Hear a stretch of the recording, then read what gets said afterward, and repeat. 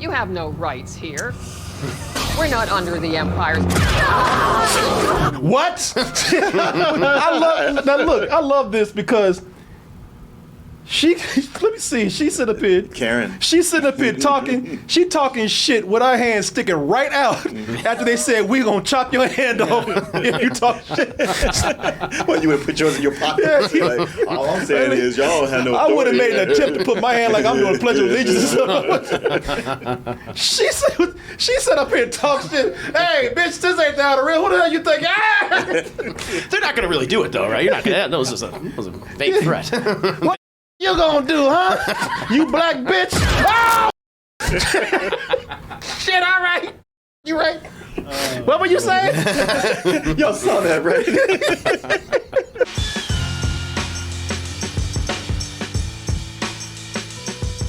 Hey everyone, do you enjoy Double Toasted?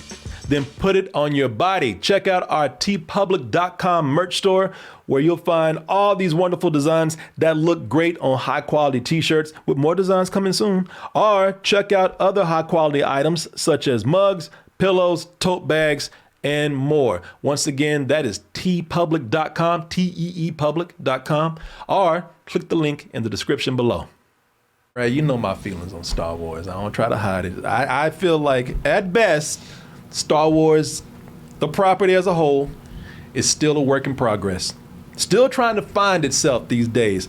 Still feels a little disjointed. That's my complaint. I'm not some purist. I'm not somebody who says, that ain't my Star Wars. It's just, as a property, it just feels like it still doesn't know where it's going. I would say that they're getting better.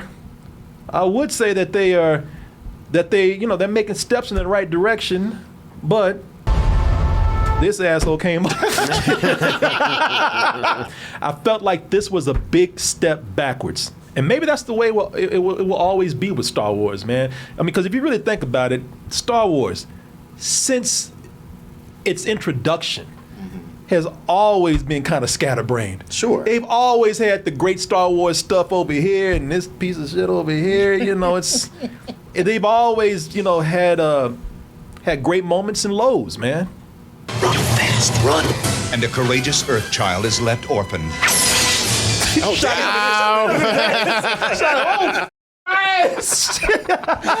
By the cruel armies of an insatiable warlord. All I want is the power. I watched it when I was a kid. That's a Battle for Endor. That's the one that won? Yeah, that is the one. Oh, not even Martha's happy now. Yeah. Oh, this is going to be nice. Yeah, man, I had this on tape when I was a kid. Oh, there you both. The oatmeal, man. Wilford Brimley, yeah. Wilford Brimley. My oatmeal. Did you eat your oatmeal yet? It's the right thing. Bitch, I'm running from somebody trying to kill me. Yeah, but you can't run if you don't have your breakfast. Oh. Karen's oatmeal right there, yeah. Look at it. Space oatmeal. I mean, I can't see that shot too well, but it looks like he's got cucumbers on his eyes. Took me 30 years to realize this sucks. I had fun memories of it. And the internet had to come along. I was like, wow. That's bad. That was a dumbass kid, wasn't I? Man? Damn it. Yeah. Oh, the internet is always there to kill your buzz. It really is. To remind you just how stupid you. What's that thing? Oh, I can't wait to watch this, man. That's great. Holy but shit. Man, Is it on Disney Plus? Please say yes. Yes, They both are. it is. Yes, it is, man. Yeah, man, that's that Ewok movie, The Battle for Endor. And so that just goes to show you, man, throughout the years, Star Wars has always been up and down. So maybe this is something that this is a fight that we're meant to have forever, man. Who knows? Who knows? But I will say this. With everything that we just mentioned, I always keep hope, man, and maybe Obi Wan Kenobi, the new series featuring Obi Wan Kenobi, it seems, I'm just going to say it right now, this does seem to have put us back on the path of promise once again. A new hope. A new hope. If you will. No, it's an old hope. I hope been there, man. I hope it's getting stale, I got to tell you. But Obi-Wan, man, maybe he has put us on the path of hope again, a promise. For how long? I don't know. But as always, Hey, you like those first two episodes of the Book of Boba Fett? Yeah. No, I did, man. I really did. And we had the first two episodes of Obi-Wan, so I'm very reserved in what hope I have here. But like I said, I think that this does show promise. Can they keep it up? I don't know. We'll discuss that after we watch the trailer.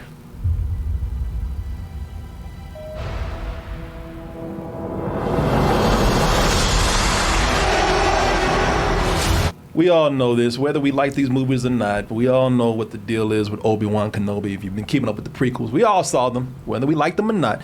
But you know that Jedi, with Order 66 going out there, Jedi are now hunted and outlawed, and most of all, probably more than likely, killed on sight. Obi-Wan goes out to Tatooine and says, "I'm gonna sit in this cave and shut the All right. You know, I'm not Doesn't say anything for the first 10 minutes. Yeah, he says, "I'm gonna go ahead and watch this kid right here, but I'm gonna sit on these rocks and shut my goddamn mouth and not say nothing and just and help no one. and help no one. I'm gonna go and pack this meat and give me a little job and just be quiet." But of course, you know, the Jedi code is not just a code, man. It's something that's instilled in you. You know, you want to help people. You want to go out there and actually do the right thing, and that is a Jedi's weakness in a way, if you think about it. And of course, it's only a matter of time before Obi-Wan is pulled out into the open and having to be rebuilt for the Jedi that he is before other people get hurt. But first, before we go into it, let's talk about, because I said this shows promise, and the reason why I think it does is because Ewan McGregor is great, man. He is. I loved all the stuff with him. This is the first time that he's been able to dive into this character with this much humanity and this dimension. and Yep. dimension and this much emotion. He's broken. Yeah, you know, and he's able to do this without having to scream a whole lot of terrible dialogue.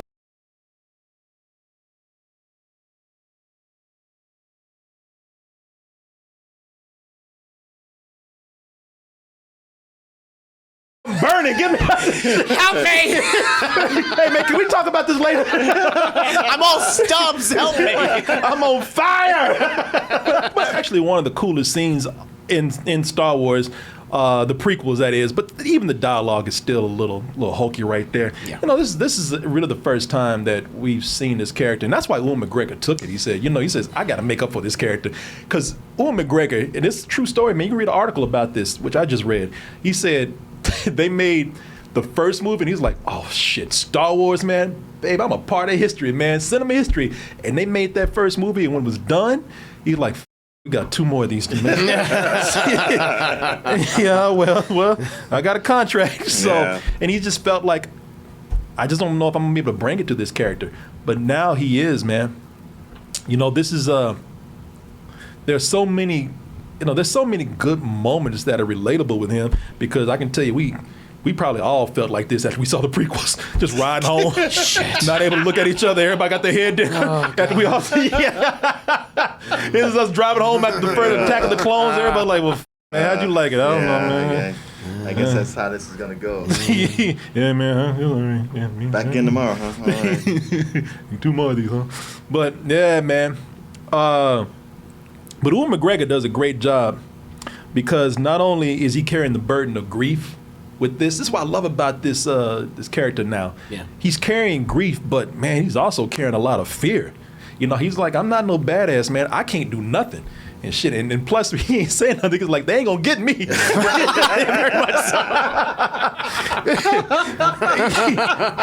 Don't talk to me. Get away from me. Yeah, he's looking at people like, well, Hey, just somebody over there getting mug on. That sucks for them. yeah, it sucks to be them. Not my problem.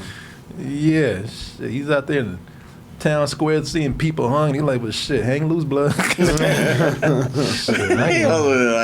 I tried to tell you. Yeah, I told you. I told you. He Shut did. the fuck up. By the way, people, this is going to be. I might as well just say it's a spoilery discussion. Yeah. Yeah. We're not going to talk about a whole lot of things here that are spoilers, but spoilers will be discussed, and they probably will be some big ones. So just know that as you listen to us right now. I don't even mind that they're back on Tatooine, man. Yeah, I really didn't. Whereas normally I'm like, again with the sand. But here it picks up in such a way where I'm like, all right, this makes sense. Yeah. There's a lot of moments where Obi-Wan doesn't have any dialogue. Mm-hmm. And they captured the monotony of his life as a lowly meat packer. Even that scene that we showed right, he looked like God damn, I'm sick of this sand. He was like, Anakin was right.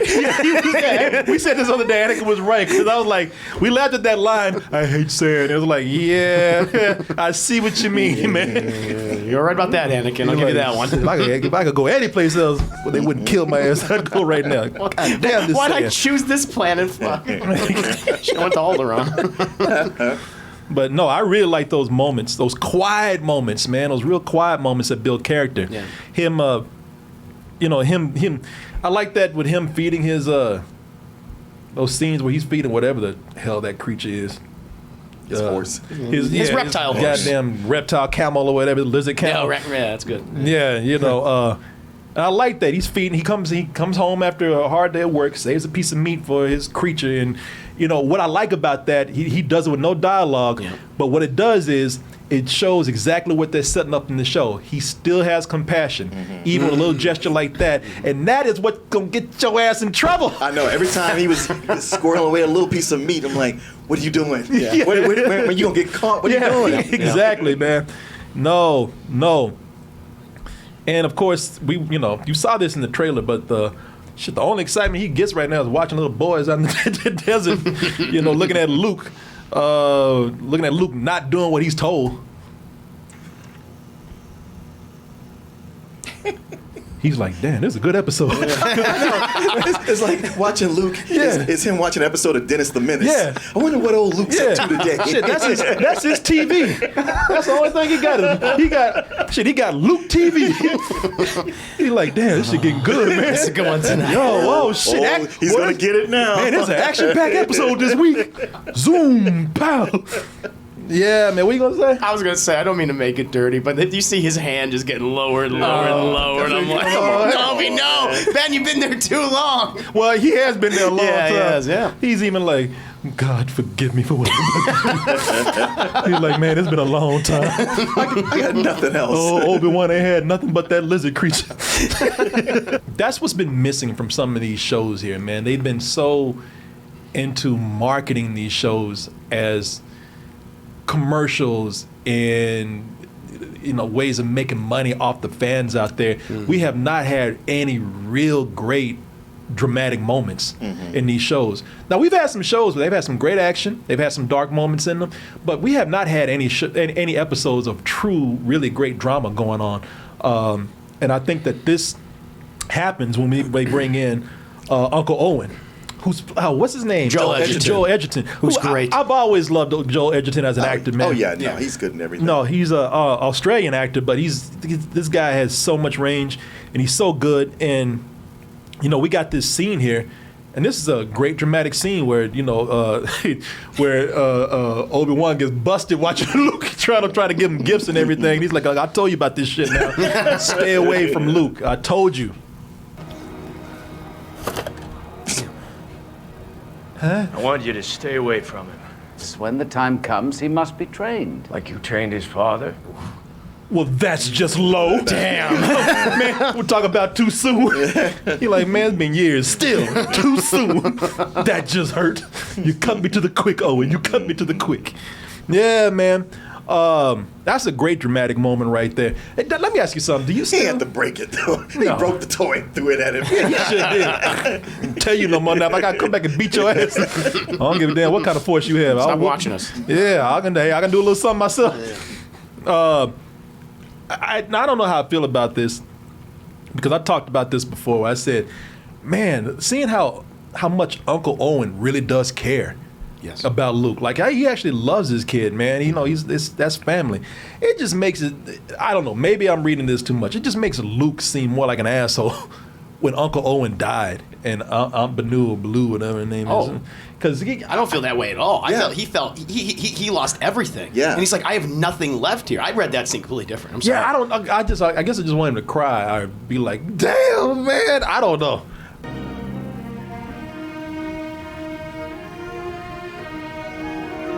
Well, that's that.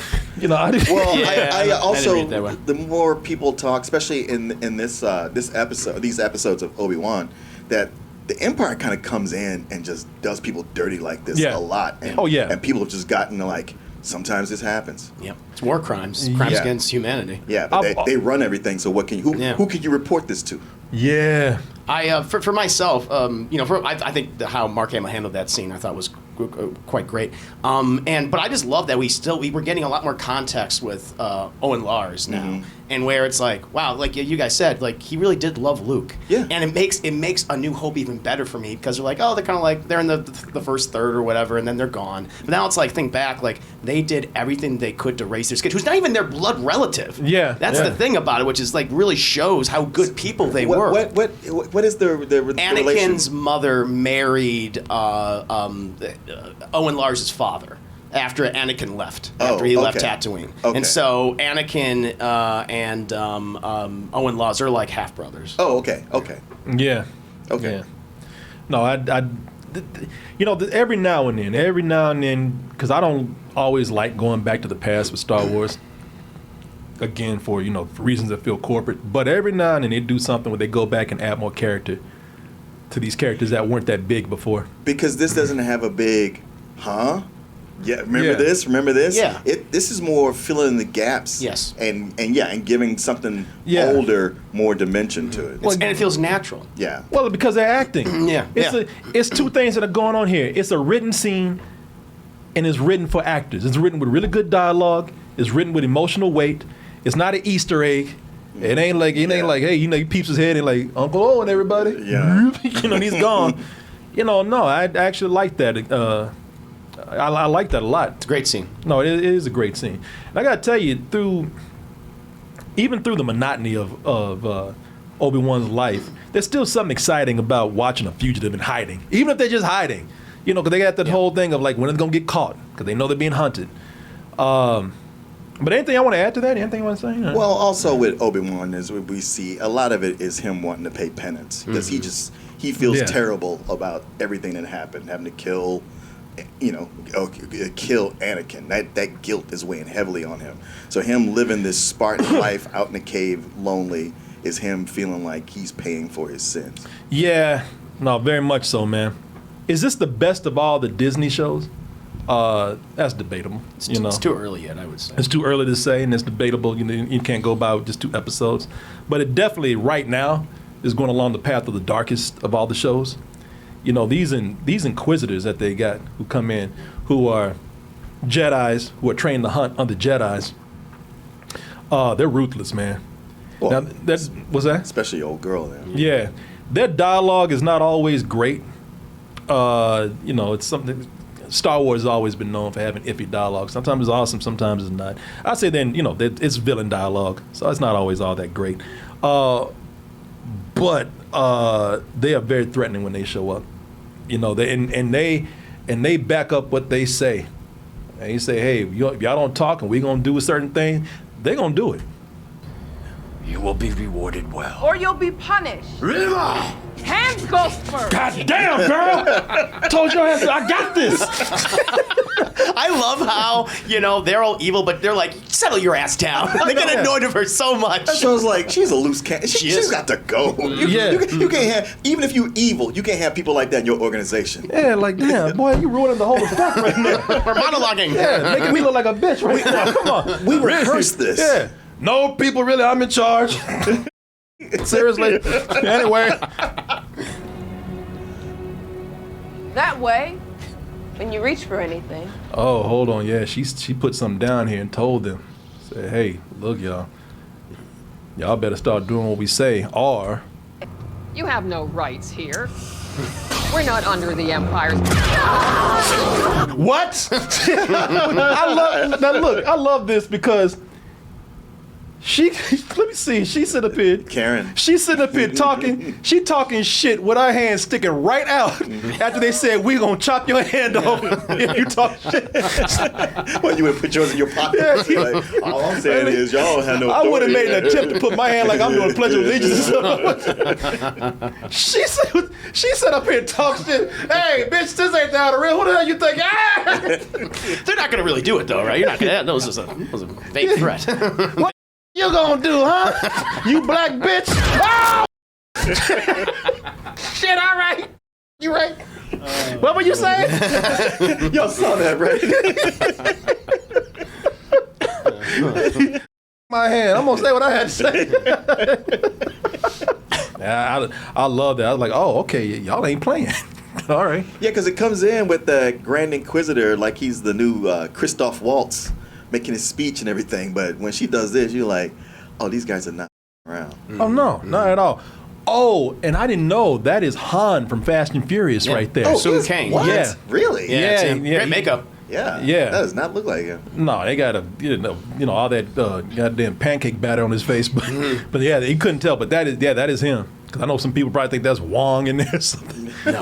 No. They have prosthetics on his face as well. We've been talking about Obi-Wan, how he's grief-stricken, under a lot of stress, afraid, scared. He alone in a cave, ain't got nothing to talk to but that goddamn lizard camel. If only there was another person he could talk to out there, man. Even Jedis need help sometimes. Especially now. Especially now. But even at this moment in their life, even Jedis can use some counseling. And They have a Jedi Council, though. oh, not counselors though. Well, they're all dead now, Mark. Yeah, exactly. He would talk to somebody with that car. And he'd be like, Mark, you know better than that shit. Mark, I'm hurting right now. Why you gotta make a mockery of this? Yeah, man.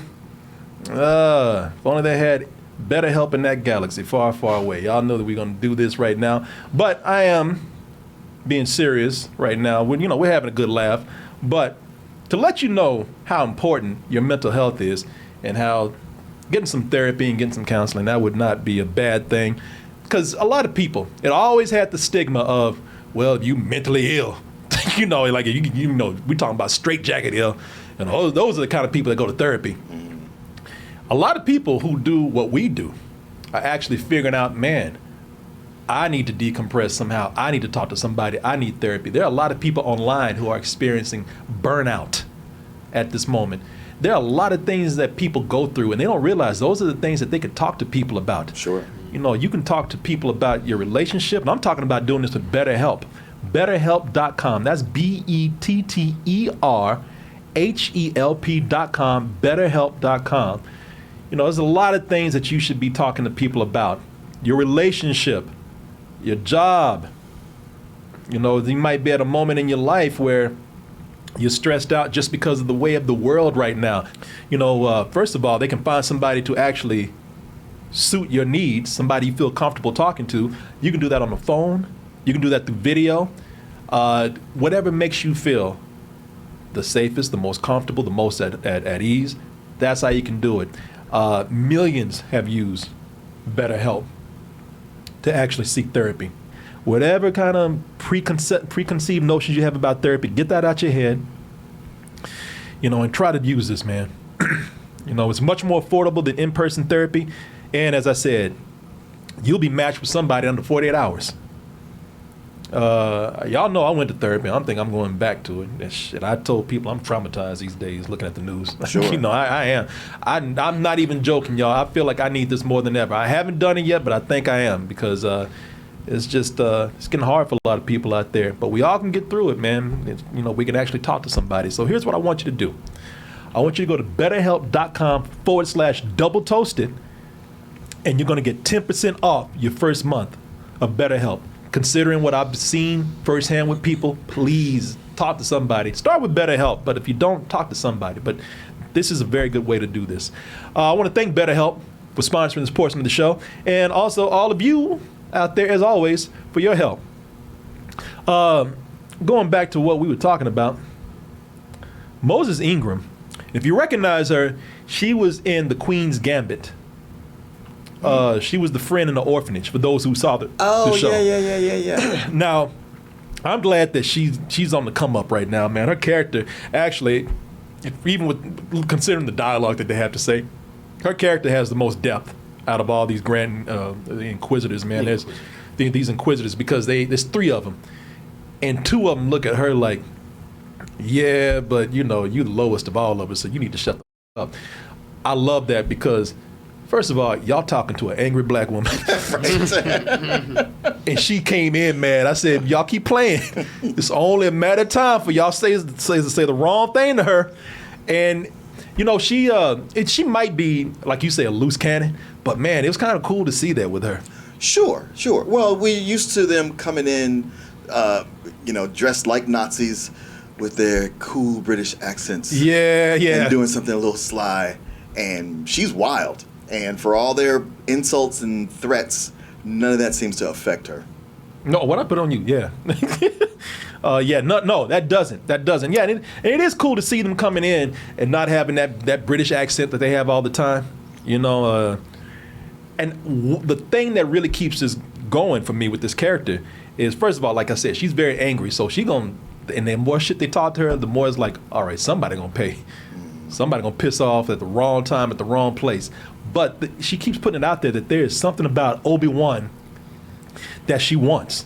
And we don't know what that is yet, unless I missed it. Because that's the thing I want to get to eventually. We can talk about it. Now, All in regards to performance, I feel like she's kind of one note at this point. Now, again, I went with the full context of the show. Because she's mad. She's mad about something. And she's definitely self-conscious because they all view her as lesser than them. But, so far it's like, okay, you're monologuing and you're just pissing everyone else off around you. I want to see a little more from her. And I imagine we'll dive into that in the next few episodes. For right now, I thought she was fine. She was intimidating, which is what she's supposed to be initially. Now, in regards to Obi Wan Kenobi, why she's so obsessed with him, it's in regards to obviously Vader. I mean, Darth Vader's going to be in the show. Right. There's I don't know if you want to get to this now or you want to get to it later. I'm not sure. She basically names drop Anakin Skywalker. So, Anakin Skywalker and Darth Vader are the same. Only a few people actually know that. And that's the thing, I'm like, that is a huge lore contradiction. If suddenly everyone knows, or at least the Inquisitors know, that Darth Vader and Anakin are the same, there's only 3 people in Star Wars canon who know Darth Vader is Anakin Skywalker. Palpatine, obviously. Grand Moff Tarkin, who just keeps it to himself, and Grand Admiral Thrawn. Those are the only 3 people. And so the fact that you have these kind of the lowest of the low of the Inquisitors knowing and just spreading information about Darth Vader and Anakin Skywalker, the same person, I'm like, that doesn't make any goddamn sense. They have to address that very quickly. I got the impression, just the way she's acting on her own when everybody's threatening her and she's blowing them off, like Darth Vader sent her, like, specifically, they don't need to know. You in charge. You are my agent. You report directly to me. That could be it, and that could be it. That could be the that's reason. why I That's need the you. thing. That's why I don't know why, and I don't think it's meant for like people who are even super Star Wars fans to know why. It's a mystery, and it's the thing that's keeping me going with this character.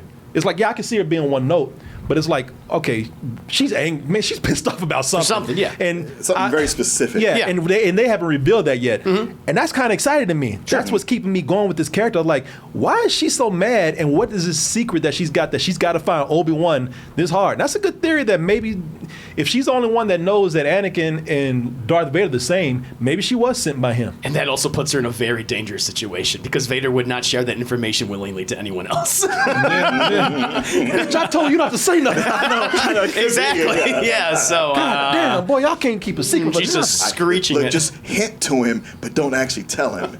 Wait, you did what? God damn it. Yeah, no. What did you say? I said. You failed me for the last time. Now we're getting into what we complain about. Now we're coming in and bringing all these legacy characters in because they feel like that's what the fans want. So they have to put them in there to get cheers out of the fans and keep them interested. Please them, whatever. Princess Leia is in here now as a young girl. Because I was saying that this show has mostly been able to avoid for at least 2 episodes all the cutesy stuff. Mostly. And then they brought in Princess Leia as a kid, another precocious little kid. Normally, I would be bothered by that, and I don't think her story is completely that strong. But the focus has been on Luke so much throughout the years that if they want to give a little attention to Princess Leia, after all this time, then I'm all right with that, man. Now, look, she did start to get on my nerves. Oh, hell yeah. Her little ass, she don't want to listen. She don't, she's hot-headed, she's hard-headed, and she talks shit, too. Mad shit. You don't need those. Shit, I don't care. I don't give a. Did I ask you? I'm a princess. If I want these, you get these. We're farmers from Tall, and you're my daughter. Granddaughter, maybe. What? Bitch. I'll leave your little ass on the streets. But that sassiness, it tracks from the first Star Wars movie. Matter of fact, the whole thing, all this trouble he's had with her, I was thinking back to the first Star Wars movie, A New Hope, when she pops up on that hologram. I'm surprised he wouldn't go like, oh no, not her again. What do you want? Hey, Oh, old God man. damn it. Hey, grandpops. I'm not that old. You're my only hope. So you gotta be another hope. Leave me out of this one. Just with kid actors though, I have a little problem with that. I will tell you though that they did look back and try to do some casting. So Vivian Lyra Blair is the actress, and this is Carrie Fisher as a young girl too. Wow. So they they went back for all those super fans that want to go that deep and see if she looks like young Carrie Fisher. They did. Yeah, they certainly did that. I liked her sassiness. I thought that was fun, especially like her chemistry with Ewan McGregor and also Jimmy Smits. I really like the scene that they have. But there is just some scenes where where she's so precocious and she just doesn't listen. They're just annoying. It's like, why are we having this? Why is this happening? But that's your trigger though. No. Because it's like, okay, if you're gonna do it, if you're gonna have her where she's running away from pirates and like Jedi and assassins and dark Jedi, make it look good. Don't have it where she's waddling and no one can catch her. No. I'm like, what is going on? I Shot thought horribly. that was the worst part of that. Yeah, she sure was. Because I was fine with her personality, especially when she dressed down that other kid. That was good. That was great. I like that. That Yeah. endeared me to her. But yeah, the whole everybody chasing her, I was like, this only works if y'all are not really trying to catch her. Because y'all seem like playmates. No. Because she said she's 10. I was like, you look more like 6. I thought she too. ain't no 10 years old. That girl look like she's 7. But yeah, the way they couldn't catch her was ridiculous. This. He's like, God damn, bring your little ass in. Yeah. She like Willow. Make sure she's getting the tall grass. Oh shit! Where am I? And I know Obi-Wan's old, but my God, He ain't that old. I know exactly. And Flea couldn't catch her? No. He should have just used the force on her ass back. Nobody would have noticed. She's on a string, y'all. That's fine. Yeah, little Joker doing. Yeah. Them little legs and little hands chopping wind. She like a little miniature Tom Cruise. It was just like, this is unnecessary. You could literally cut out those scenes, and the movie and both episodes would be stronger for them. Glad, but when she had some strong scenes, they were strong because of some other actors that were in there. Jimmy Smits, man. He's great. Jimmy Smits I was glad to see him. He's such a good actor, and he's so great in this. Who plays Princess Leia's adopted father? Bail Organa, yeah, and and you brought this up today, and this is why I put the scene in here because I was thinking that I love that scene. I don't know why I didn't think to put it in here, but that scene, that's what I'm talking about with great dramatic moments between him and Leia, where Leia's talking about, why do I have to do all this? I mean, I'm not even family. I'm not no real Organa. He's like, don't you ever say that shit to me? Probably be one of the best. Not even a real Organa. You are an Organa in every way. Thought that was a sweet scene right there. And it works in two different ways. One, he's saying that because we can't let the Empire know that you're not really our daughter, and that's very dangerous. And the other thing is he's trying to motivate her, like, no, you are my daughter. Yeah. And I love that he loves this little girl. Well, that's what it was. That's what I like about that. He want to show love. And what this does too is it provides us with more information on Alderaan and her family. Because New Hope, this is a planet that blows up, and she's sad. But we don't know any of these people. Now we know what this world is like. We know what her father is like, her mother is like. Yeah. It's like, wow, she lost everything. Yeah. So yeah. That's a great point. Yeah. Yeah. Because he's dead. He dies on the planet. Guest appearances in this, man. I'm iffy on guest appearances in these new shows, man. I think they worked well here, some of them. The show is so dark that some guest appearances are needed. They brought they brought humor to it at a time when the show was getting a little heavy. And when the moment you saw a certain character, you knew that this was going to be funny. Yeah, heard the voice. You knew this was going to be funny. It's okay, you're safe now. I won't let anything happen to you. And the moment I saw him flip that hood back, I was like, "Oh hell no, he ain't no Jedi. No way in hell." Yeah. It's a clever thing that they do with that. That's Kumail Nanjiani, man, and they do something. I like the idea with this that you have people who know Jedis and now they're actually trying to be like Jedis or pretending to be to rip people off. Sure. I said that poor like family. a fortune teller. Yeah, that poor family that was over there. I was like, man, this asshole right there. I said, he ain't no Jedi. The moment I saw him, I said, he's pulling parlor tricks. This is a private channel. This is a Jedi mind trick. Do not be alarmed. I am inside your mind. This motherfucker. even Obi-Wan's like, really? Come on, man. Again, if I didn't have to hide, I'd beat your ass right now. Yeah, that was a very funny scene there. I like that. I thought that was a clever idea. Yeah. Jedi. I mean, I wasn't too sure about it at first. I was like, okay, here come the hijinks. But the way it plays out, I was like, all right, I'm cool with this. Yeah. No, I thought it was a clever idea, and I thought they handled it well. There were some questions I had about it later, like, well, if they're being hunted, why is he out here pretending to be one? Yeah, out in the open, and also they would kill him. Of course. And then one of the Inquisitors beats his ass, and I'm like, why don't you just kill him? Yeah, because he knows a lot. Because he's Kumail Nanjiani and he's recognizable. He won't put him in more episodes. That's why. That was it. And I was just kind of like, this is the kind of stuff I don't like with guest appearances. Yeah. Obviously, when they would have killed this guy, they let him live because he's a name. Well, I think it's more of they let him live. Usually, if they let somebody live, because they could still kill him if he's a name, but they let him live because they plan to bring him back later. What, you talking about the show? Yeah, this show or maybe something. No, that's what we just said. Oh, they're not gonna kill him because he's a name. They're gonna bring him back. Yeah. Where they probably should have killed his ass before. If that wasn't a name, then they definitely would have killed his ass, which would have made more sense. Kumail Nanjiani, I like the idea of the character. Don't like what they did in the whole show with him. It was very obvious the that stories doesn't fit. Nah, not too much. Especially at the end. One of my favorite directors is actually in here. Oh, is that right? Yeah, Benny Safdie.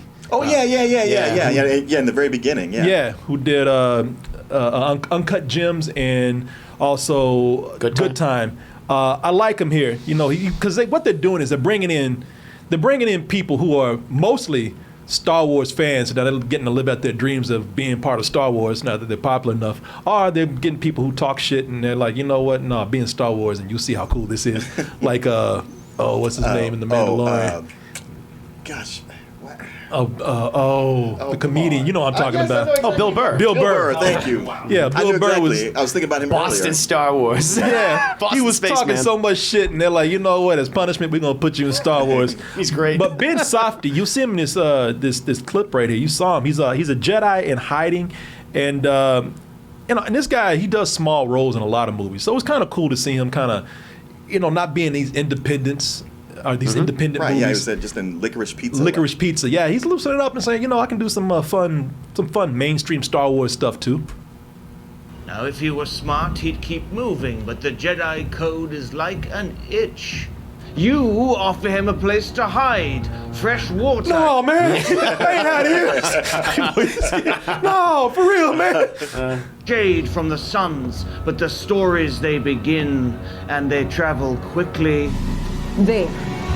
When she pointed at him, I thought he was gonna start running like Good Time. He takes off running. I was like, there's gonna be some glass somewhere. I know. I wish there was a window pane. Two aliens walking by with glass. They should have done that in tribute. Those are actors, and they are handling the roles pretty well. Yeah. The people I'm nervous about are musicians. Ever since they had Thundercat in the Book of Boba Fett, who, yeah, he was. I love Thundercat, man. He's awesome. Was not, even with the little lines they gave him, not the strongest actor there. No. That's why I was surprised about stunt casting. Yeah, it was, man. Yeah. It really was.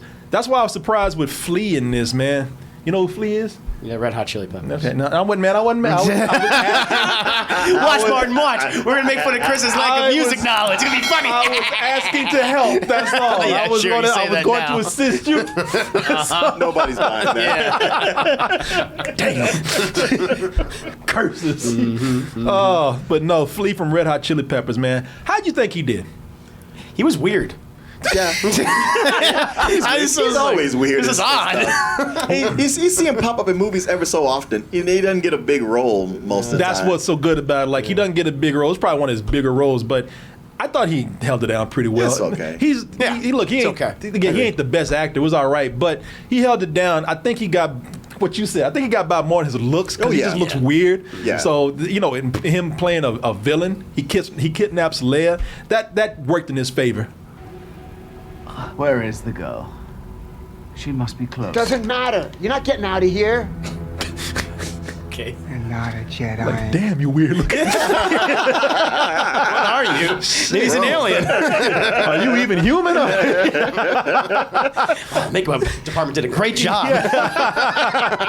No, man, compared to how some musicians have done, in roles, he did fine. Yeah. Sure. He did just fine. He's been doing it for a while. It was like the Big Lebowski and stuff. Yeah. Oh, yeah. No, I like Flea, man. He's done the voice of Donnie in the Thornberries. Yeah. So I think he did fine. He did just fine. Like I said, his looks actually helped out a lot.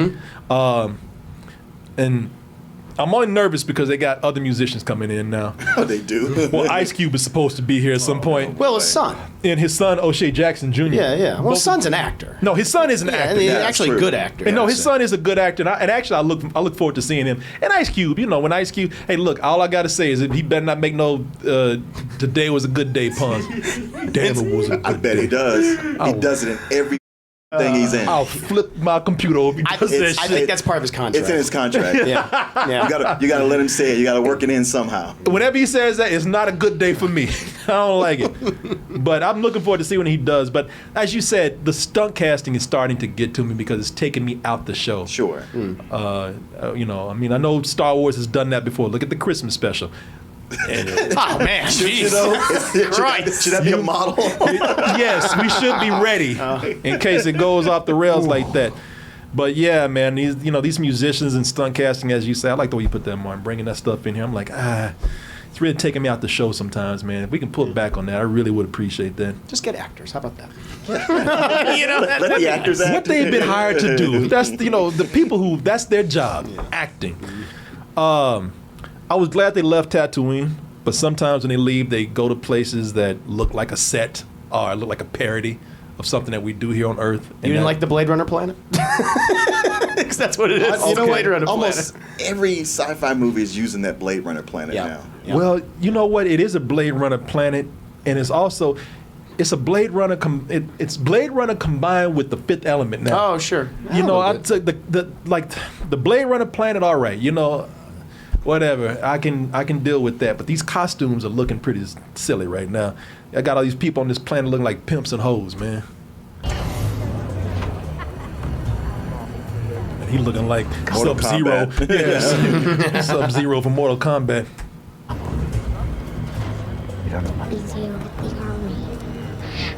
I mean, it is straight up. It's straight up space pimp and hoes, man. I mean, they look like something out the Fifth Element. The costumes are, there's something that is just, I don't know why, because it's looking more cyberpunk.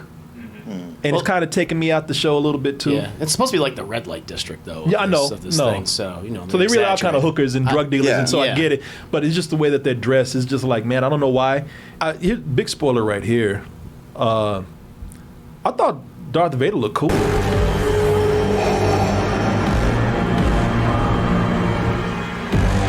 Because he looks like a monster now. Yeah, so especially with that Godzilla music playing in the background.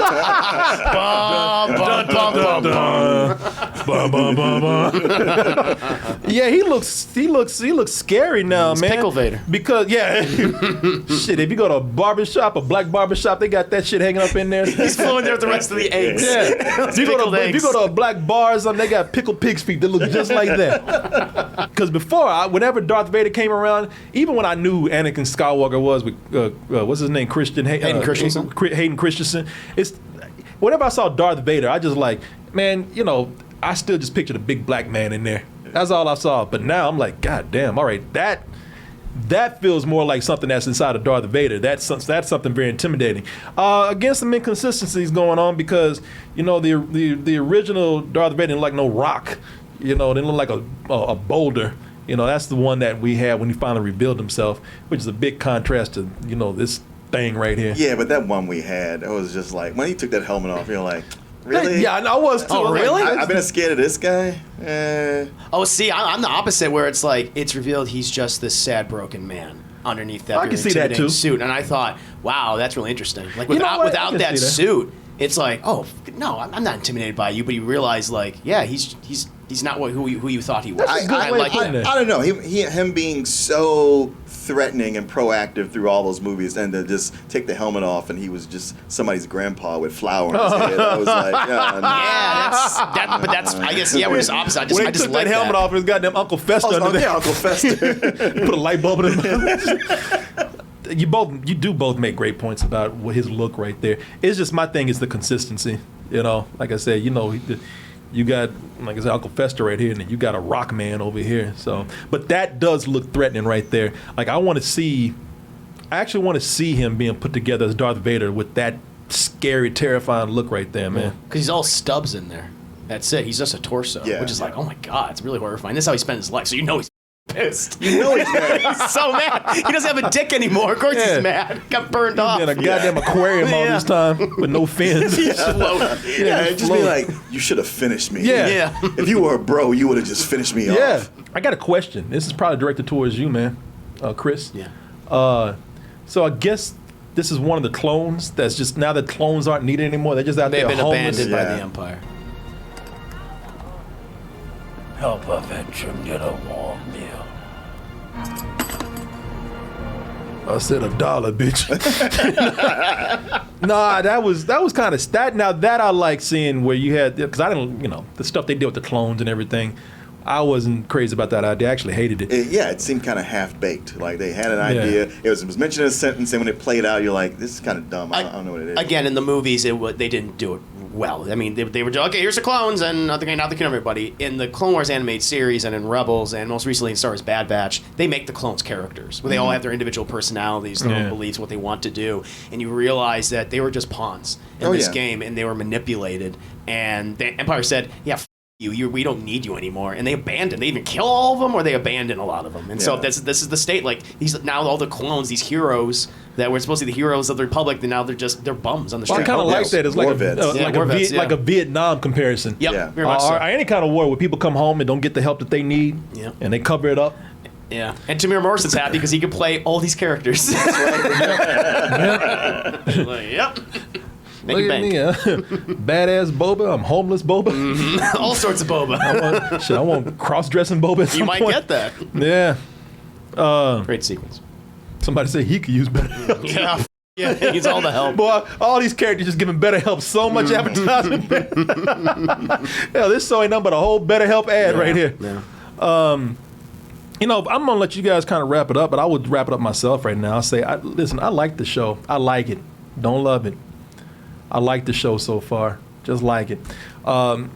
It still doesn't feel like anything new, and this is my biggest problem. It's the same period of stories and characters that we're always going to. Like, we never leave this period right here, you know, and we don't. And I wouldn't mind if they were genuine stories that needed to be told, but the stories that are being told because Disney wants to keep cashing in on these characters that have the biggest names.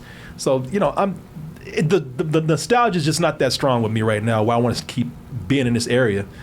Yeah, I am liking it so far. I like the first episode more than the second. You know, the whole precocious Leia sequences were kind of on my nerves for the most part. But with the stuff I did like, which is obviously focused on Obi-Wan Kenobi himself, I think Ewan McGregor is this is the best he's ever been as the character, and that's because he's escaped from that Lucas dialogue, which is great. I want to give a shout out to Deborah Chow, who is the showrunner on this series. For people who don't know her, she directed episode 3 and episode 7 of the first season of The Mandalorian, which are actually my favorites, and so you clearly recognized her talent, and she came in and she's directing all these episodes. And I'm noticing that consistency in her style. She's also directed some, I don't know if it was Breaking Bad or Better Call Saul. Oh, okay, great. And Mr. Robot. For the most part, I think it is succeeding.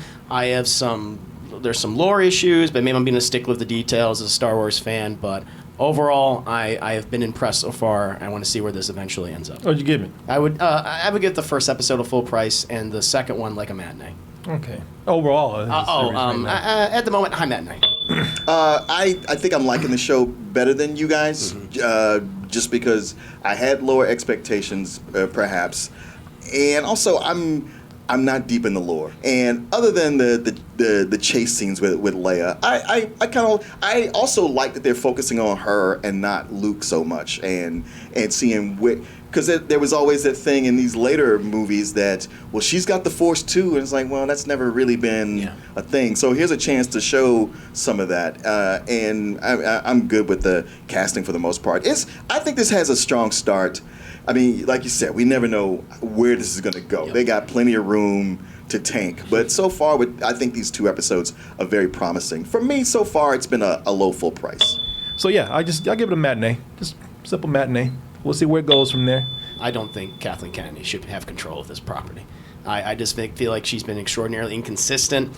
Decision making has been weird, backtracking constantly, hiring this director. They're out after a couple months. There's supposed to be a Benioff and Weiss Star Wars trilogy. Ryan Johnson's supposed to do a trilogy.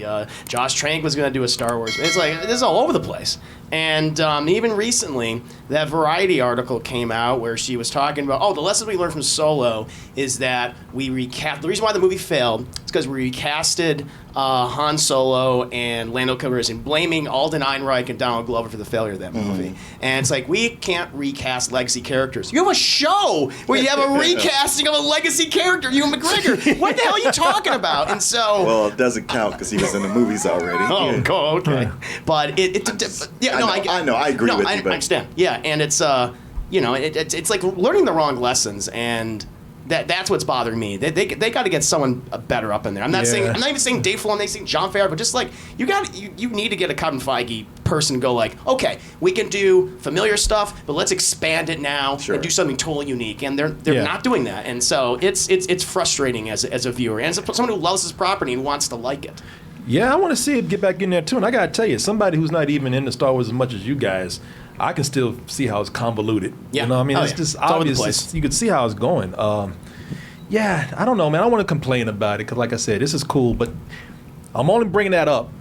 And I know you only bring this up because there are so many glimpses of great moments in here, like we talked about right here. And if we can get somebody who can just make something coherent out of this, and really come in and have a vision on how Star Wars should go. I'm not even saying it should be my vision. It should be the old vision. Just something that feels coherent.